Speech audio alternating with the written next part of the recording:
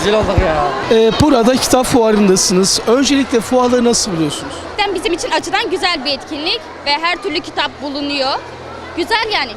İşte bu çağda kitap bence çok önemli. Bizi az çok yani kitap okumaya teşvik edersek dijitalden de uzaklaşırız. Kitap bence herhalde en önemli şeylerden biri kitaptır.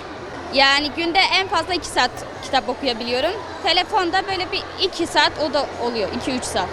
Yani telefona birazcık daha az zaman verip özellikle kitaplara bence zaman ayırmalıyız. Çünkü kitaplar bize yol gösteriyor. Empatik kurmamızı sağlıyor. Yani birçok kitapta kendimizi bulabiliyoruz açıkçası. Bazı insanların hayatlarına dokunuş olabiliyoruz. Yani kitaplar iyi. Kitaplarla ilgilenmek güzel.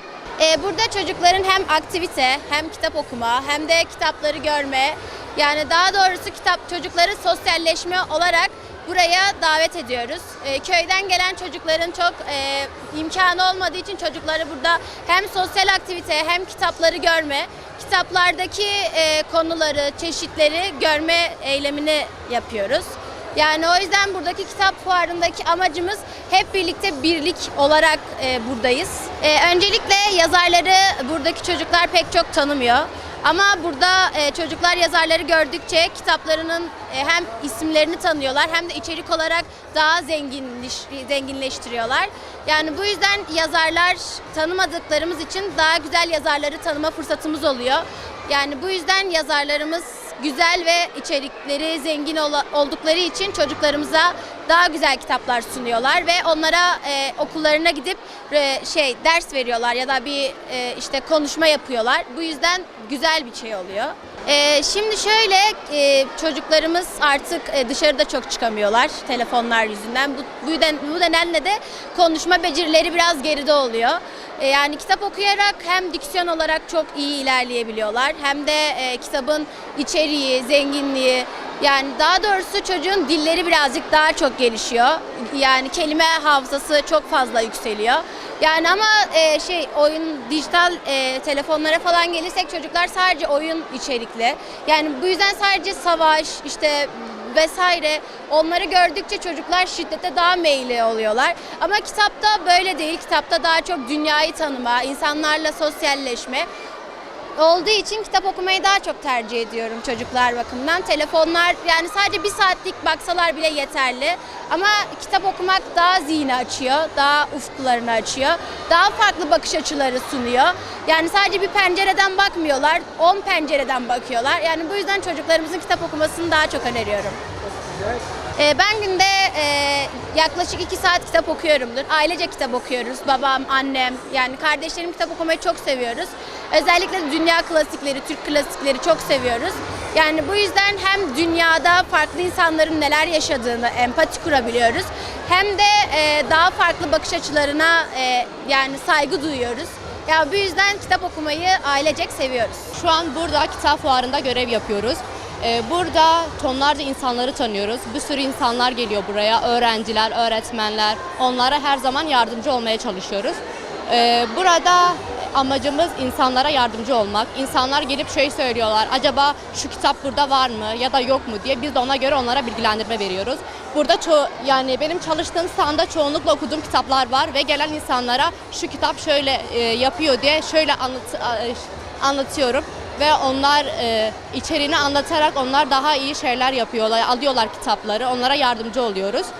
Bence benim için gerçekten oluyor. Çünkü buraya tonlarca diğer köylerden gelen insanlar oluyor. Özellikle köy çocukları geliyor. Onlar hiç hayatında kütüphaneye gidip veya hayatında dışarı çıkıp hiç böyle bir yerde tonlarca kitap görmüyorlar. Ama buraya okullardan buraya geldikleri için burada istediği kitaplar ve öğretmenleri de onlara yardımcı oldukları için burada istedikleri kitapları alabiliyorlar. Ve öğretmenleri de onlara yardımcı olduğu için şu kitap daha iyi ve onların da gözü açılıyor gerçekten burada tonlarca kitapları görerek onlara daha iyi oluyor.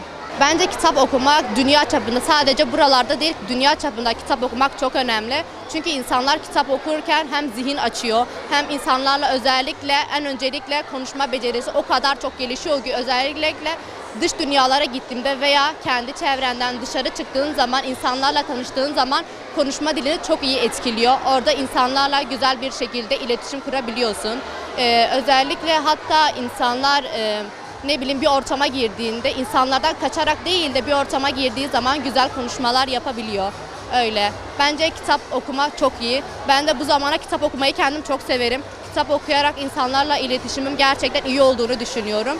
Bence herkes de böyle yapması gerekiyor. Kitap okunması lazım. Şu anki zamanlarda artık teknoloji çok fazla geliştiği için insanlar daha çok kitaplara değil de teknolojik iş, telefon, tablet, bilgisayar, evde oturup böyle şeylerle uğraşmaya başlıyorlar.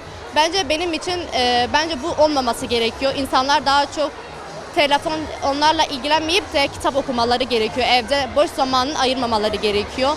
Bence kitap okunması lazım. Öyle. Fuarın önemi ilçemize daha bir bilgi katması, daha iyi yerlere gelmemiz için bize gerekli olan bir yerdi. Hocalarımız da bunu sağladıkları için teşekkür ederiz. İlçemize böyle güzel etkinlikleri yaptıkları için öğrencilerimiz daha bilgili ve kültürlü insanlar oluyor. Büyükler ve küçükler olmak üzere herkes buraya geliyor. Burayı teşvik ediyor buraya.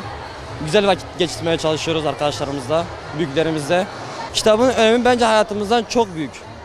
Çünkü bize kültür kazandırıyor, bir deneyim kazandırıyor. Hayat bakış açımızı farklılaştırıyor. Başka kültürleri öğreniyoruz.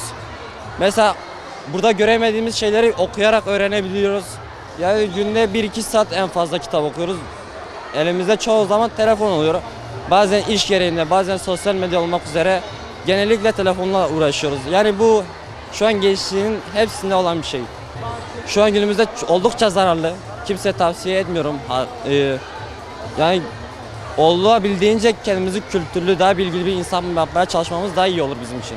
Bence bu fuarımızı öncelikle bize sundukları için çok teşekkür ediyorum böyle bir imkan için. Yani kitap okumanın birçok önemi var zaten. Hani kitap okuduğumuz zaman zihnimizde bazı şeyleri canlandırabiliyoruz. Her kitabın kendine has özgün farklı hikayeleri vardır. Kitap okumak hani birçok konuda faydalıdır zaten. Zihnimizi açar, genişletir. Ya teknoloji şu an zaten dediğiniz gibi günümüzde maalesef evet çok güzel, çok yararlı bir şey. Ama maalesef günümüzde pek hani artık o kadar olumlu şeyler için de kullanılmıyor. Çocuklar teknoloji bağımlısı olduğu için artık kitaplardan, derslerinden de yeterince uzak kalıyorlar yani. Bu konuda özellikle okuma konusunda da okumaları çok geride kalıyor. Hani kitap okumadıkları için sürekli teknoloji aletleriyle uğraştıkları için yaptıkları için yani faydalı ama çok zararlı yönleri de var maalesef. Günde ortalama 2-3 saat kitap okumak idealdir. Çoğu insan için güzeldir. Yani kitap okumak dediğim gibi zaten insanın zihnini de açar, diksiyonun konusunda da diksiyonunu da düzeltir yani. Kitap okumak çok faydalı, çok yararlıdır. Evet, bir öğrenci olarak öğrencisi olan, çocukları olan ebeveynlere bir çağrınız var mı kitap okumayla alakalı? Ki ailelerimize buradan seslenmek istiyorum. Günde 1-2 saat en az hani çocuklarınıza kitap okumanızı öneririm hani düzenli bir şekilde. Her gece yatmadan önce 1-2 saat okumaları yeterlidir.